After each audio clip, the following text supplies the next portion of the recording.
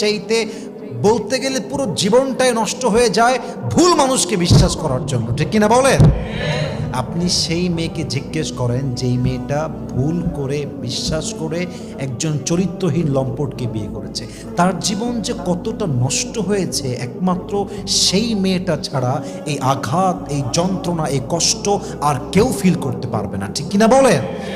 একজন মেয়ে একজন যুবককে ট্রাস্ট করছে, তাকে তার ছবি দিচ্ছে, ভিডিও চাচ্ছে, ভিডিও দিচ্ছে, যেতে বলছে যাচ্ছে, যা করতে বলছে করছে, ইজ্জত চাচ্ছে, মেয়েটা বিশ্বাস করে ইজ্জতও দিয়ে দিচ্ছে যে আমাকে তো বিয়ে করবে ইন ফিউচার।